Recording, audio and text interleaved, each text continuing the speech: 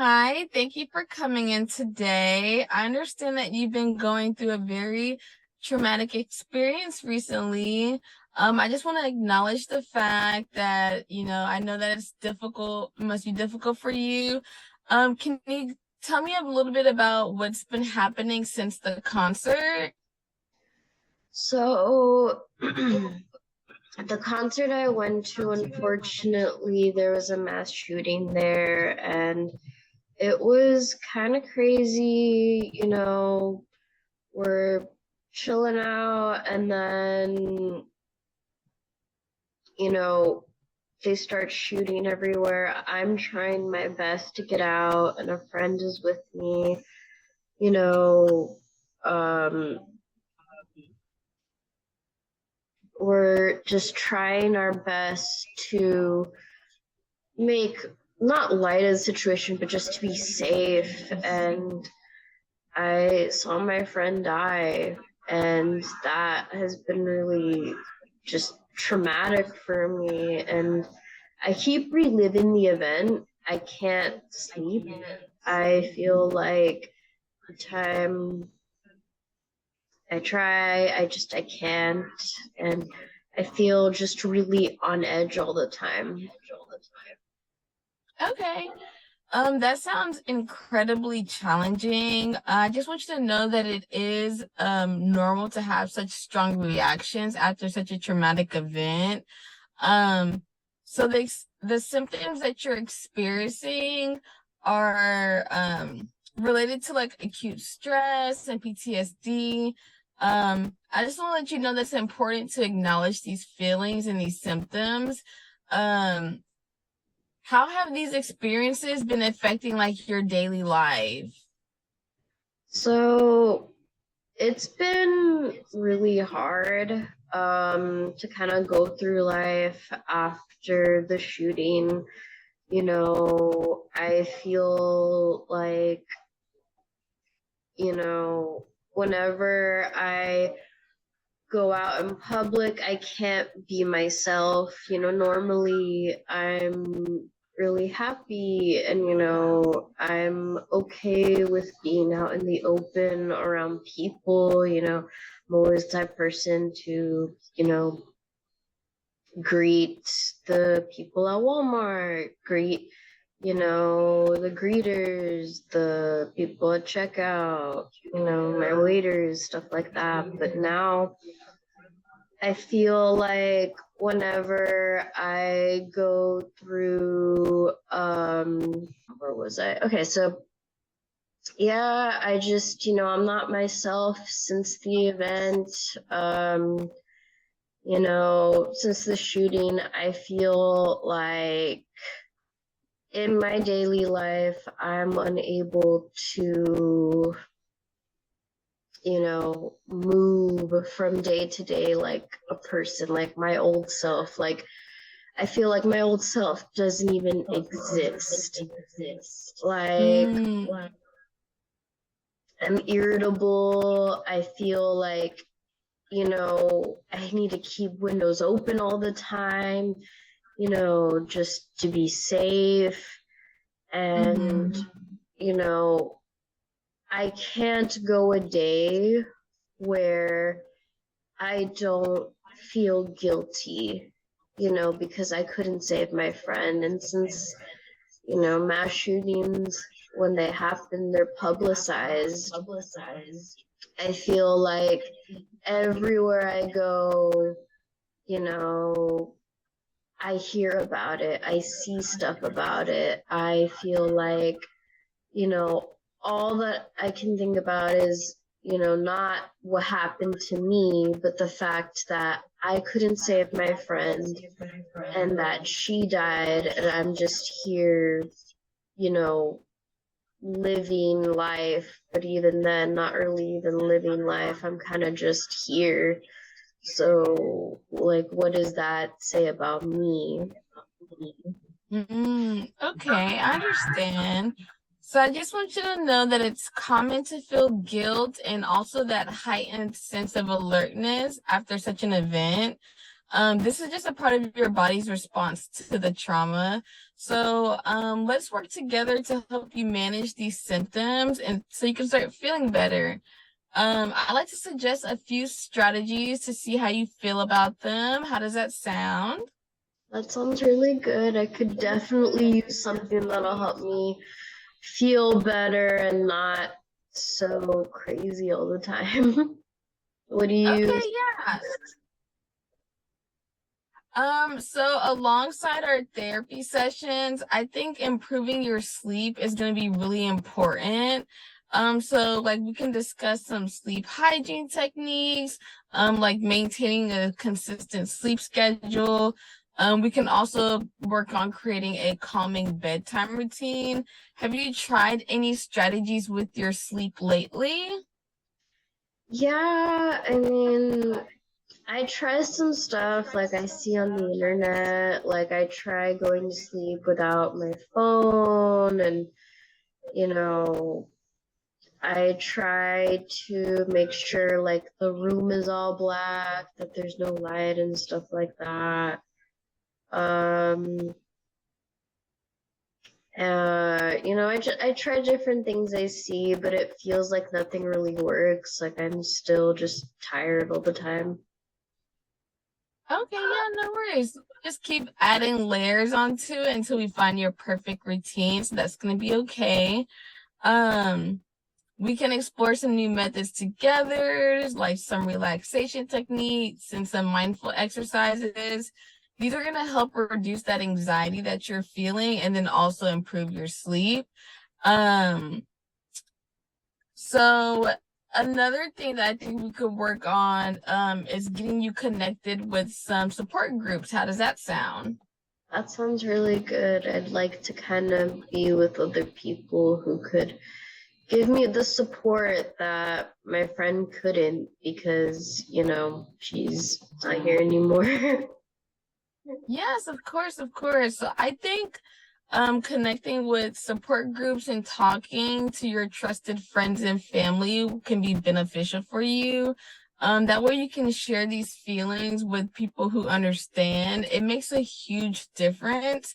We could also get you in some support groups with people who have had a similar experience. How does that sound? Honestly, that sounds really great. Thank you so much for talking to me. I've been putting off therapy for a while, and so it's just nice to have somebody who can listen and, understand what I'm going through. Yeah, no worries. So we'll get started with these steps and then we'll just make adjustments as needed based on how you're feeling. And we'll just do regular check-ins. Remember, that's going to be really important. So that way I can continue to support you throughout this process. Does that sound like a good plan for you? Yeah, that sounds good. I'm good to move forward and scheduling and all that. All right, perfect. Just remember we're in this together and I'm here to support you. And then we can schedule your next session so we can continue working on your healing. All right, thank you. Um,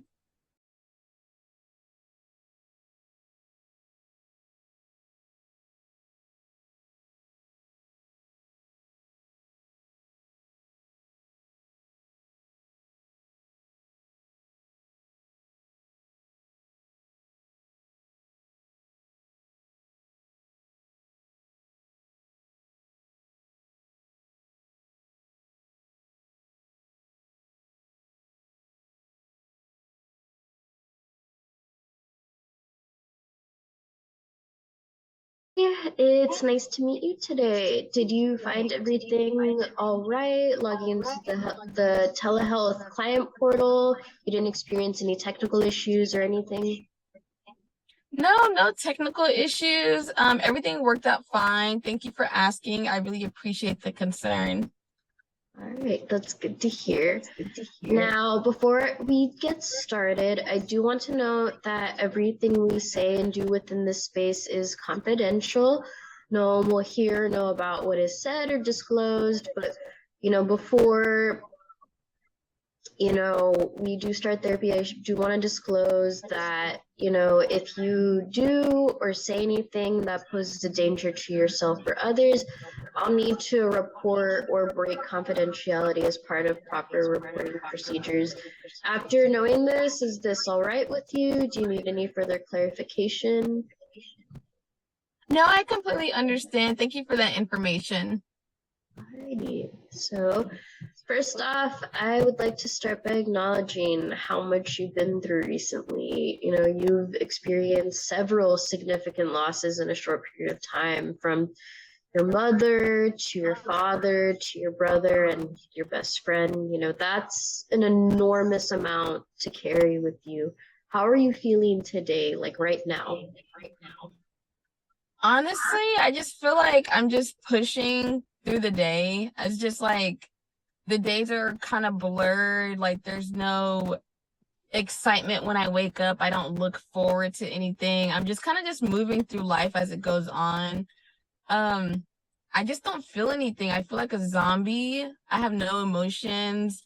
Like when it comes to work, it's just like, okay, clock in, clock out, go home, go to sleep. Um, and even if I do feel something, it's usually like a sadness. Um, maybe like a sadness or like an anxious feeling. It's like a constant anxiety is like just haunting over me that I can't seem to shake. Yeah, it totally makes sense that you're feeling numb and anxious after experiencing what may seem like a back-to-back loss. And grief can be incredibly daunting to us, even many years after, the fact. You can experience grief symptoms even 20 to 30 years after losing somebody. And you can experience this especially when it's compounded by multiple losses. Now, in terms of anxiety, it's a normal experience as it serves as the normal response of the attachment system to the separation from a loved one. Now, I want to focus on specifically what is meant by what you mean, feelings of being numb, because when we say we feel numb, that can mean different things in different contexts. So when you say you feel numb, does it feel like your emotions are just too overwhelming to process, or more like they're distant and almost unreachable? I would say like what I'm experiencing is like not the emotions that I feel like I should be experiencing, especially since I've lost so much. If I feel like I should be crying more, um, or having like anger, rage, be more concerned. At the beginning when I lost my mom, everything was just so intense. Like the crying, the anger, the confusion. I didn't know what to do with myself. But now it just seems like after losing so many people, I just completely shut down. I don't even cry anymore. I feel like I don't have any more tears left to cry. I just kind of go through the motions. Um, on the inside, I feel like nothing.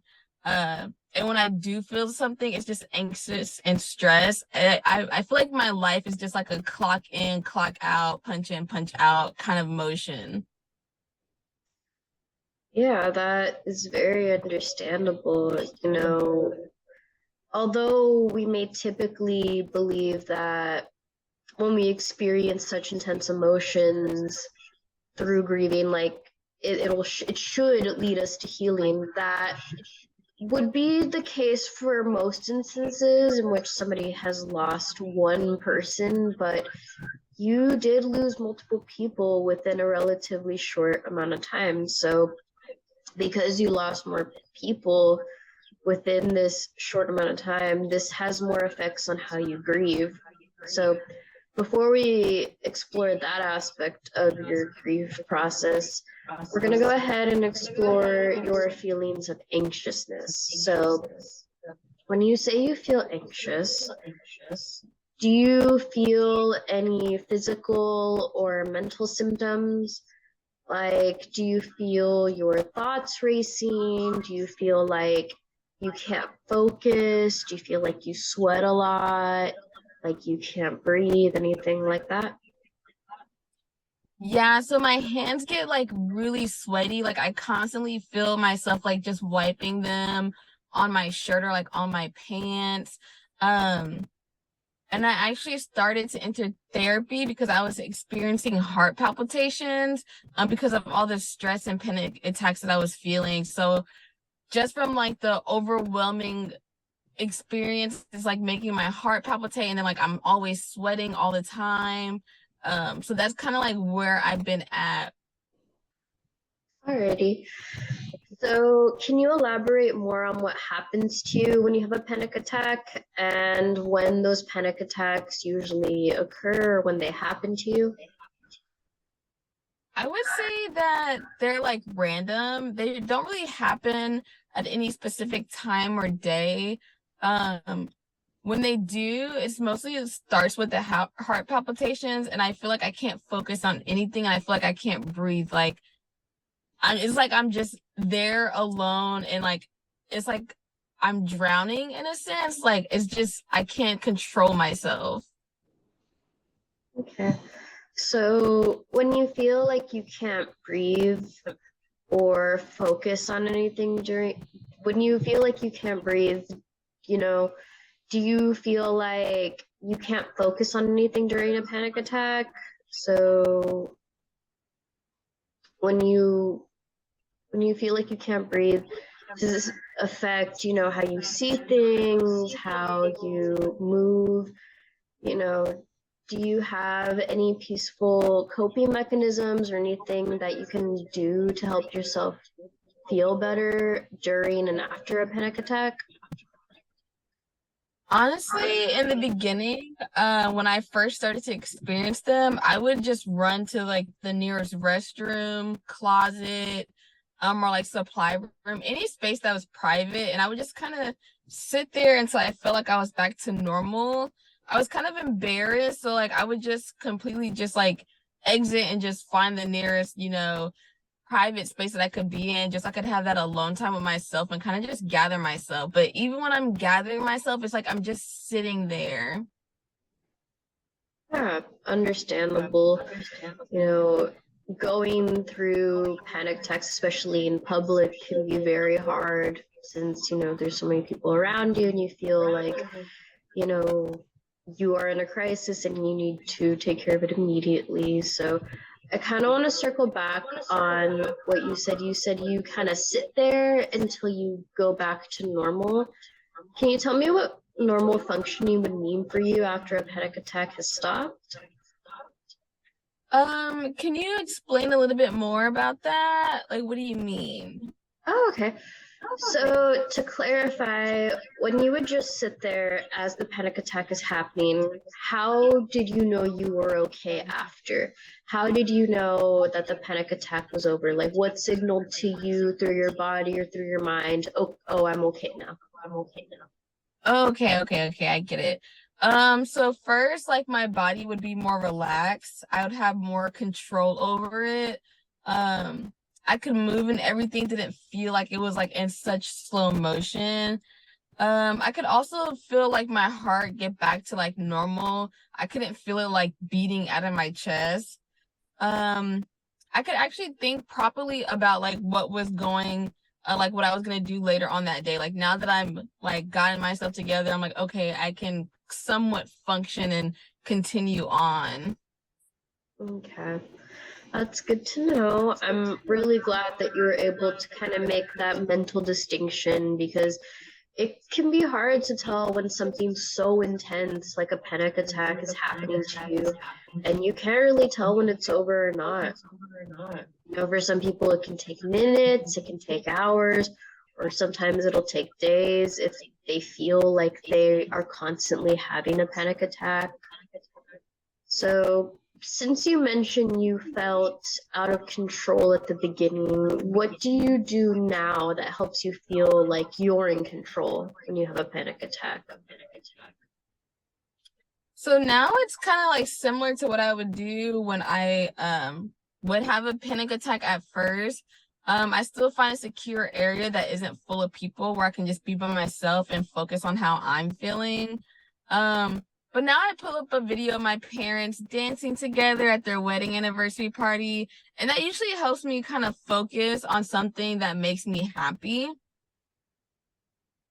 I'm really glad that you have something that you can look to remember your parents, and that's a very beautiful sentiment that you shared with me. Thank you for sharing that with me. And you know, I'm just really glad that you found something that helps you through your panic attacks. So now that you found something that helps you, are there any issues beyond your panic attacks that are specifically bothering you in reference to your heart palpitations or any grief feelings? Well, I still feel heart palpitations and crazy stress, even though I have that video of my parents. Sometimes it works, sometimes it doesn't. Plus, I get that I've been losing like a lot. My parents, my best friends. It's I feel like it's just been hard to like get over it. I feel like my panic attacks and my stress have been getting in the way of my life. Like I'll be at work and then disappear for an hour or two, so it's really just affecting my job performance. I'll be eating and excuse myself to the bathroom to deal with my panic attack. I want to manage my stress better and my anxiety. I feel like what I'm going through is what someone is supposed, like how I feel like I'm going through it. Um, I'm supposed to like go through it a certain way when someone loses so many people at once. Yeah, I definitely understand that frustration of when you finally find something that works for you. In this case, it's the video of your parents that calms you down, and then suddenly it's not working anymore. And so when you realize that, it's important to then realize that grief and mourning are processes that they're very intense, they're very complex, and they're even more so, especially in your case, where you've lost so much and you're having to deal with a lot of feelings, a lot of changes all at once. So I'm going to circle back on what I said earlier about how losing multiple people affects how we grieve.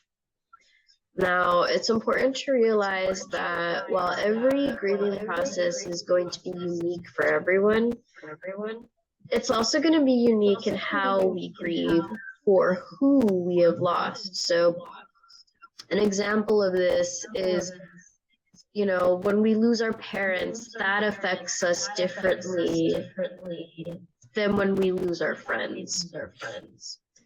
And that's because of the difference in attachment, kinship, and the circumstance of death. These things that are referred to professionally as mediators of mourning. And since in your case, you lost so many people, you lost your mother, your father, your brother, and your best friend within the same time frame, and your attachments to each of these people is going to be very different, and how these people passed is very different as well. You may be experiencing what is referred to as bereavement overload. So bereavement overload is where you're experiencing so much loss that the pain and all these feelings associated with normal grief and mourning processes are hitting you all at once, leaving you unable to manage these feelings associated with grief. So when reflecting upon what I just described in reference to your experience with grief, would you say that any of this applies to you and what you are currently experiencing? Yeah, honestly, I feel like it makes a lot of sense in my case because I just lost so many people. I don't know how to process or heal because I wasn't given the chance. So what do you suggest that we do now?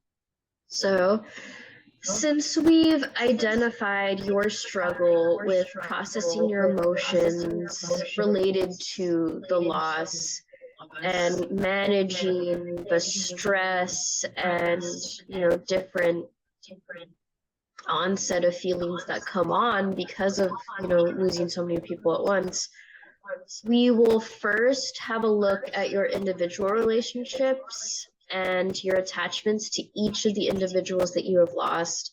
And then after we look at those relationships, we'll look further how they made you feel in the past and how they made you feel in the present and how they made you feel, before death and after death. And then we'll look into how these attachments then relate to, if you have unfinished business with them, or if there was anything you felt like you didn't get to do with them, as a person. Is there anything that they provided for you, like your friend, like a source of support or anything like that, that you feel you won't have now?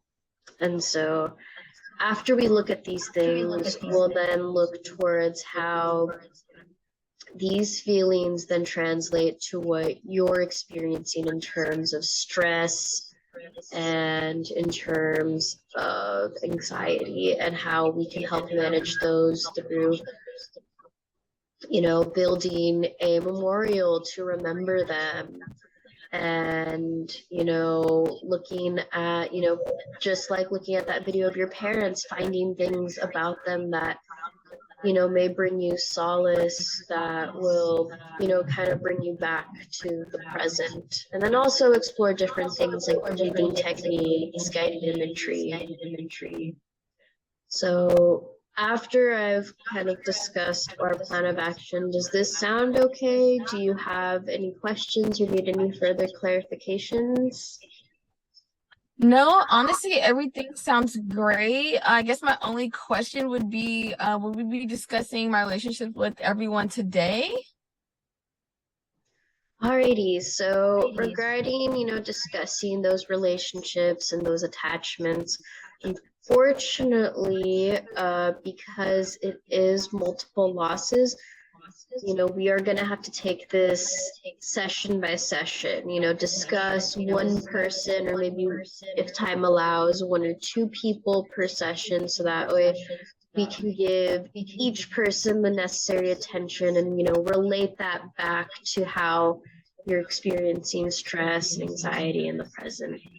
And we'll go ahead and start by examining your relationship with any member of the deceased that you want to start with, and we'll move from there. So you'll choose someone. It could either be your mother or your brother or your father or your best friend. You choose those who you've lost first.